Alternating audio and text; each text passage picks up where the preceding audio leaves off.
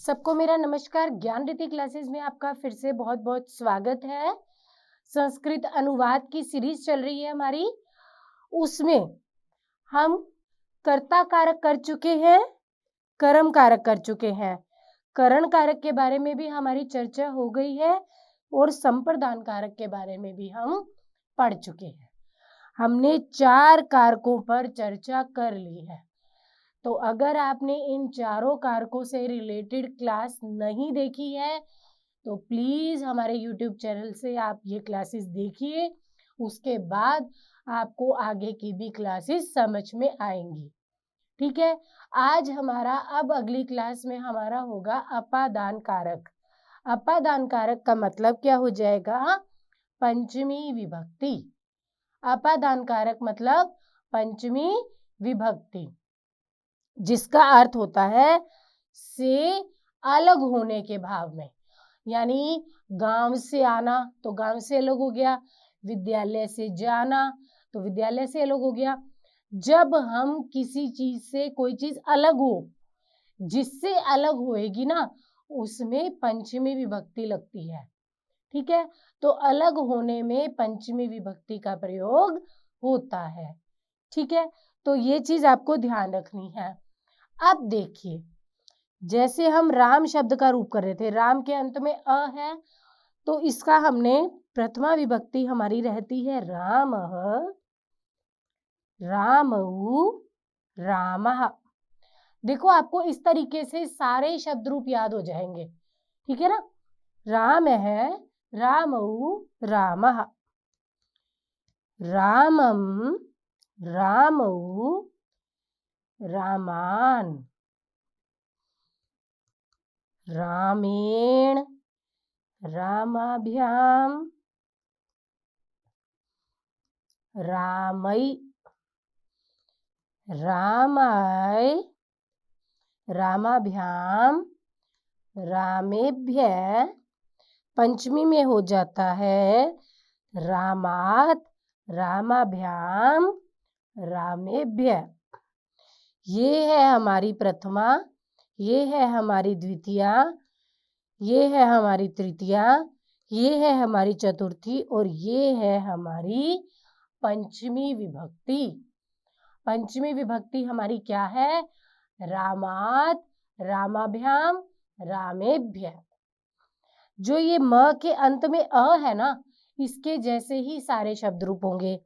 जैसे आपके पास होता है मोहन शब्द का रूप, ठीक है, कृष्ण, सोहन, ये देखो सबके अंत में अ आ रहा है, आ रहा है सबके अंत में अ। जिसके अंत में अ आ जाए, ठीक है, ये चीज ध्यान रखना कि जिसके अंत में अ आ जाए वो सारे शब्द रूप राम की तरह चलेंगे। तो मोहन, सोहन, कृष्ण, बालक, छात्र, ठीक है, ये सारे जो शब्द अकारांत वाले हैं ना, वो सारे इसकी तरह रूप चल जाते हैं। तो एक शब्द रूप याद करने से हमें कितने सारे शब्द रूप याद हो जाते हैं, है ना? तो पंचमी विभक्ति का याद रखना आप, हमारा है रामात, रामाभ्याम, रामेभ्य।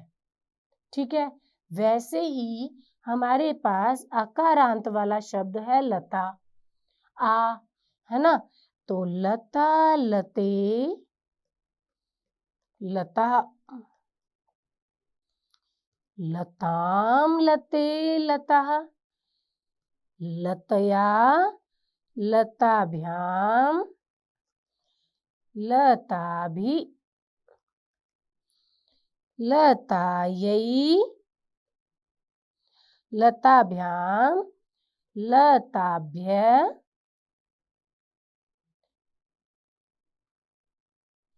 फिर हो जाएगा लतायः, लताभ्याम, लताभ्य।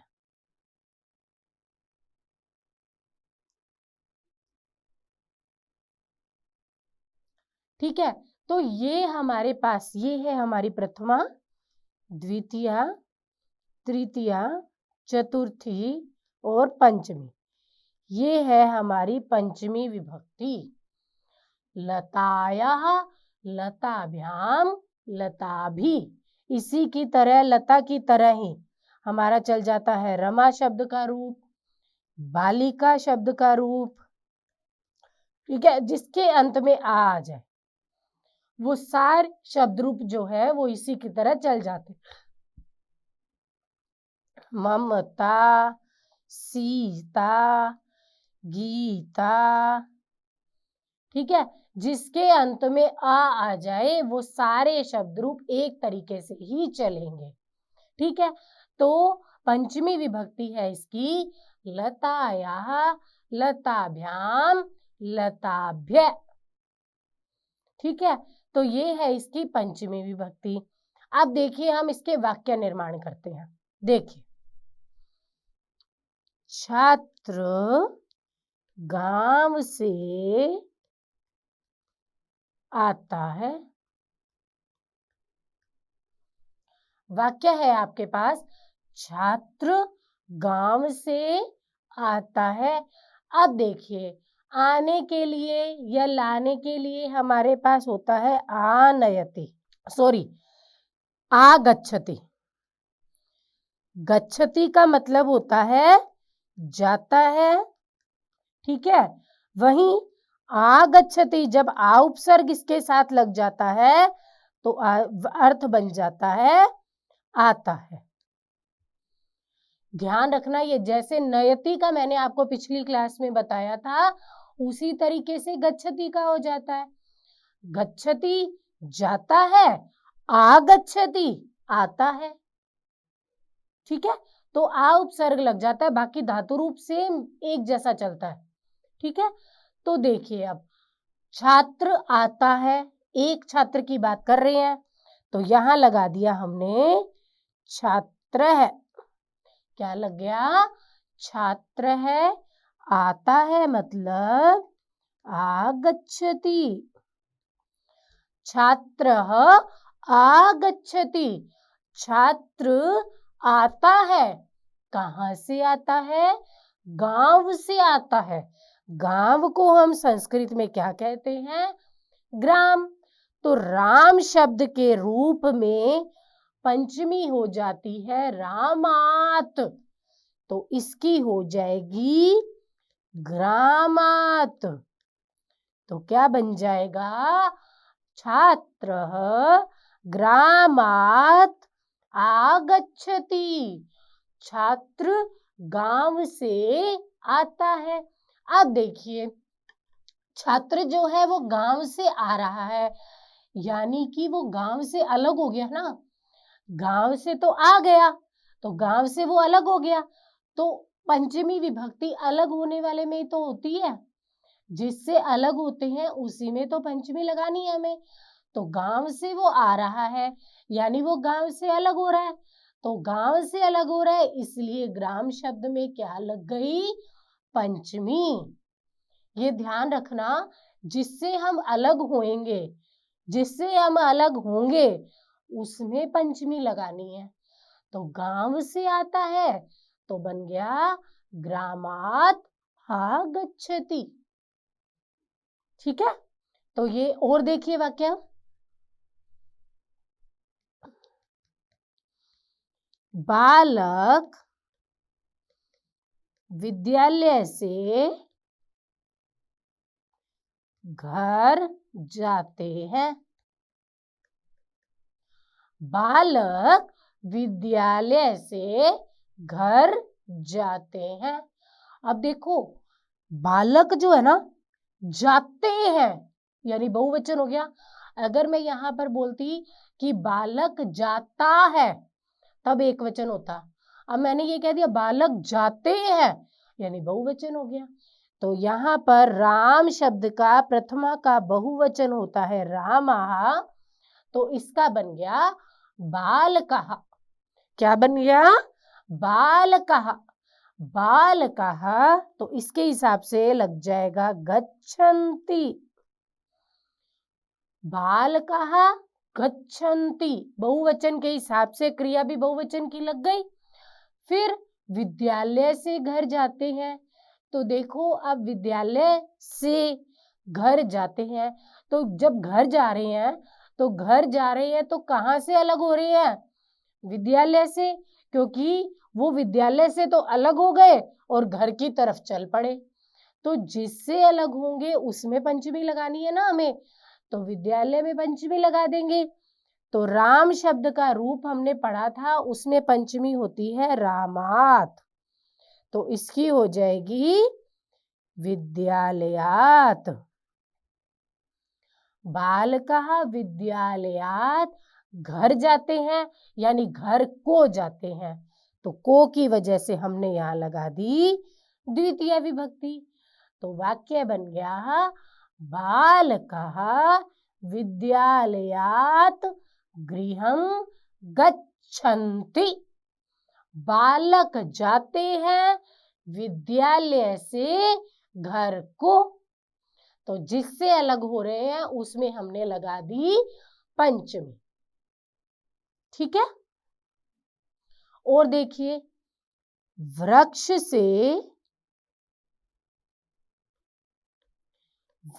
से पत्ता गिरता है। अब देखो, पत्ता गिर गया तो किससे अलग हो गया पत्ता? वृक्ष से। जिससे अलग होते हैं उसी में तो पंचमी लगानी है हमें। तो वृक्ष से अलग हो गया, क्या अलग हो गया? पत्ता। तो वृक्ष शब्द में तो आप पहले लगा दो पंचमी, जैसे राम शब्द में होती है रामात, वैसे ही वृक्ष में हो गया वृक्षात। ठीक है। वृक्ष से क्या गिरता है? पत्ता। पत्ते को हम कहते हैं पत्रम। अब आप कहोगे मैडम ये पत्रम कैसे लगा दिया आपने? पत्ता को गिरता है, ये तो देखो कोर जोड़ करके तो अर्थ बन नहीं रहा। अब देखिए, पत्ता गिरता है, पत्ता को गिरता है, अर्थ नहीं लग रहा, को लगाने से हमारा कोई वाक्य भी नहीं बन रहा। तो ये जो है ये प्रथमा ही तो विभक्ति है, क्योंकि हमारे सामने एक फल शब्द होता है, ये हमेशा नपुंसक लिंग होता है। फल शब्द जो होता है वो हमेशा नपुंसक लिंग होता है। पुष्प शब्द है वो नपुंसक लिंग होता है। ठीक है। और क्या होता है? पत्र शब्द है वो नपुंसक लिंग होता है। ठीक है। कमल शब्द है नपुंसक लिंग होता है। इस तरीके से कुछ नपुंसक लिंग शब्द होते हैं। आपको जैसे जैसे वाक्य बनाते जाओगे ना, आपको शब्दों की पहचान हो जाएगी कि ये पुल्लिंग है और ये नपुंसक लिंग है। अकारांत वाले मैंने आपको बताए पुल्लिंग होते हैं, यही बताया ना। तो कुछ अकारांत शब्द नपुंसक लिंग भी होते हैं, और वो नपुंसक लिंग शब्द कौन से? तो गिने चुने शब्द है नपुंसक लिंग, बहुत ज्यादा नहीं है। तो हम जब उसको बार बार पढ़ेंगे तो हमें पता लग जाएगा कि हाँ ये शब्द नपुंसक लिंग है। तो ठीक है। तो नपुंसक लिंग शब्द जो होते हैं ना, उसका रूप चलता है फलम, फले, फलानी, फलम, फले, फलानी, फलेन। अब राम की तरह चल जाएगा सेम, फलेन, फलाभ्याम, फला, फलई, सेम राम की तरह चल जाएंगे। यानी कि प्रथमा विभक्ति और द्वितीय विभक्ति, ये दोनों जो होती है ना, ये दो विभक्तियां अलग रूप से चलती है। किसकी? नपुंसक लिंगी। प्रथमा विभक्ति होती है फलम, फले, फलानी, और द्वितीय विभक्ति भी यही होती है फलम, फले, फलानी। बाकी सेम राम शब्द की तरह रूप चलते हैं। नपुंसक लिंग के जितने भी शब्द है ना, उनके बस प्रथमा और द्वितीय में अंतर है, बस प्रथमा और द्वितीय विभक्ति अलग है। बाकी तृतीय विभक्ति से, जो ये तृतीय विभक्ति है, इससे सेम राम की तरह, जैसे राम में होता है रामेन, रामाभ्याम, रामई, इसमें हो गया फलेन, फलाभ्याम, फलई, सेम उसकी तरह। ठीक है। तो ये चीज आप थोड़ी सी ध्यान रखना। अब देखो, मैंने यहाँ पे पत्रम लगाया है, तो पत्रम जो है मैंने प्रथमा विभक्ति वाला लगाया है, को वाला नहीं लगाया, ये वाला फलम नहीं लगाया, क्योंकि ये लगाते तो अर्थ इसमें को निकलना चाहिए था, और जबकि इसमें कोई अर्थ को का नहीं निकल रहा। निकालते हैं हम, वृक्ष से पत्ता को गिरता है, कोई मतलब नहीं बना। अब ये अगर को वगैरह कोई अर्थ नहीं निकल रहा ना, तो इसका मतलब होता है कि उसके अंदर प्रथमा विभक्ति है। ठीक है, तो इसलिए हमने पत्रम में प्रथमा विभक्ति लगा दी और प्रथमा विभक्ति लगने की वजह से इसमें भी प्रथमा विभक्ति लग जाती है।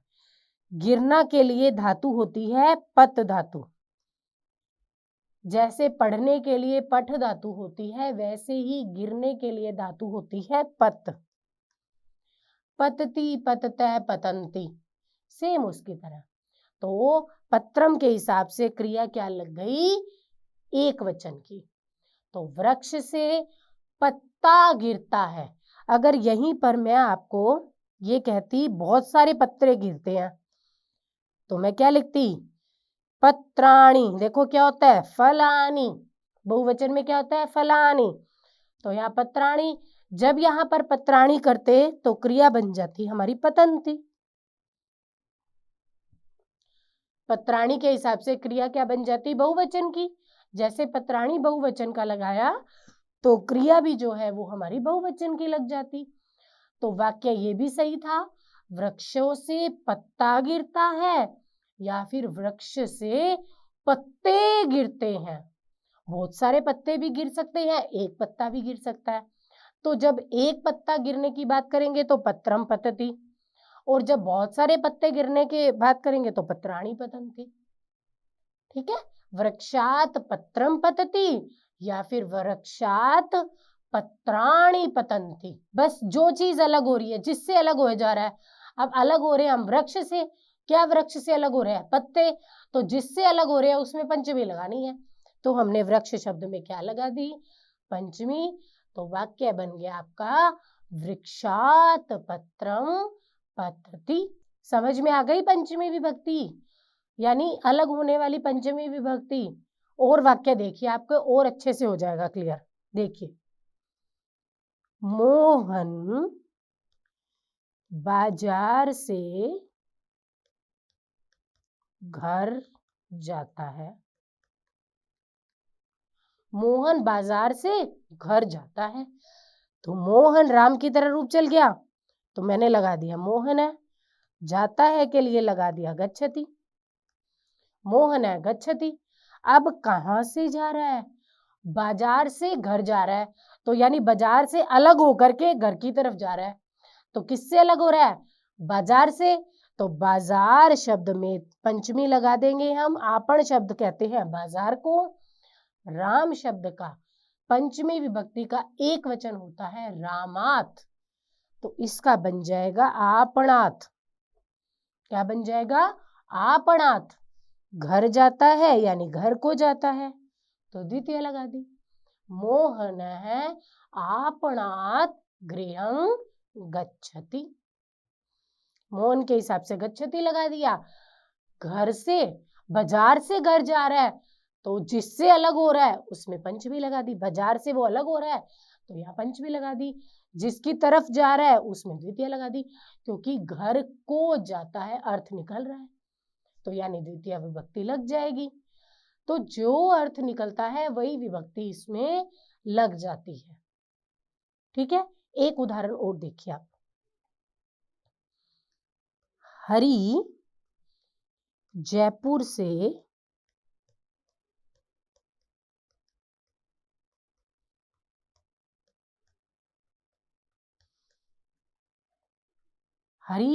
से बीकानेर जाता है। अब ये वाक्य है, तो पहले तो हमने हरि के लिए लगा दिया हरि ही, जाता है के लिए लगा दिया गच्छति, हरि गच्छति। अब किससे अलग होके कहाँ जा रहा है? किससे अलग हो रहा है? वो जयपुर से अलग हो रहा है, तो जिससे अलग होंगे उसमें पंचमी लगाएंगे। तो जयपुर से अलग हो रहा है वो, तो इसलिए जयपुर में पंचमी लगा दी हमने। जैसे राम का होता है रामात, वैसे ही जयपुर का हो गया जयपुरात। कहाँ की तरफ जा रहा है? बीकानेर की तरफ, तो बीकानेरम। वाक्य बन गया हरि जयपुरात बीकानेरम गच्छति। हरि जयपुर से बीकानेर को जाता है, तो जिससे अलग हो रहा है उसमें पंचमी लगा दी। जयपुर से अलग हो रहा है इसलिए जयपुर शब्द में पंचमी लगा दी। अब ये चीज ध्यान रखना कि से का जो भाव है वो कर्ण कारक यानी तृतीय विभक्ति में भी है, परंतु तृतीय विभक्ति यहाँ नहीं लग रही, क्योंकि यहाँ पर अलग होने का भाव आ रहा है। जब अलग होने का भाव होगा तब तृतीय विभक्ति नहीं लगेगी। कौन सी विभक्ति लग जाएगी? पंचमी विभक्ति। तो ये चीज आपको ध्यान रखनी है, ठीक है। तो ये है हमारा अपादान कारक यानी पंचमी विभक्ति। समझ में आ रही है ना? तो किस तरीके से हमने वाक्य बनाए, एक वाक्य और देख लीजिए, आपको और अच्छे से क्लियर हो जाएगा। सीता घर से विद्यालय जाती है। सीता घर से विद्यालय जाती है। अब जिससे अलग हो रही है, अब किससे अलग हो रही है? वो घर से अलग हो रही है और कहां की तरफ जा रही है? विद्यालय की तरफ जा रही है। तो सीता के हिसाब से यहां लग गया गच्छति, ठीक है। कहां की तरफ जा रही है? विद्यालय की तरफ। तो विद्यालयम, विद्यालय को जा रही है। कहां से जा रही है? कहां से अलग हो रही है? घर से। तो यहां लग गई पंचमी। तो वाक्य बन गया सीता घर से विद्यालय को जाती है। तो घर से वो अलग हो रही है, तो इसलिए घर शब्द में क्या लग गई? पंचमी विभक्ति, ठीक है। कर्ता के हिसाब से क्रिया लग गई और जिससे अलग हो रहा है उसमें पंचमी लग गई। और विद्यालय को जाती है, को का भाव होने की वजह से यहां पर लग गई द्वितीय विभक्ति। क्लियर? तो ये था हमारा अपादान कारक। अलग होने के अर्थ में कौन सा कारक होता है? अपादान कारक यानी पंचमी विभक्ति, ठीक है। तो ये चीज आपको ध्यान रखनी है। अपादान कारक यानी पंचमी विभक्ति अलग होने के अर्थ में प्रयुक्त होती है, ठीक है। तो आपको मेरी क्लासेस कैसी लग रही है? प्लीज प्लीज रिक्वेस्ट है, मुझे कमेंट बॉक्स में जरूर बताइएगा कि आपको समझ में आ भी रहा है या नहीं। अगर आपको कुछ समझ नहीं आ रहा तो प्लीज मुझे कमेंट बॉक्स में बताइएगा। अगर अच्छा आ रहा है समझ में तो भी बताइएगा, कि जिससे अगर देखिए आपको कोई समस्या आ रही है तो मैं उसे अगली क्लास में और सुधार करूंगी।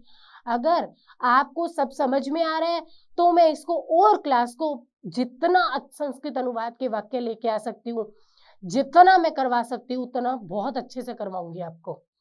तो पर उसके लिए आपको मुझे कमेंट में बताना पड़ेगा कि हाँ हम क्लास देख रहे हैं और हमें बहुत अच्छे से समझ में आ रहा है, ठीक है। Thank you.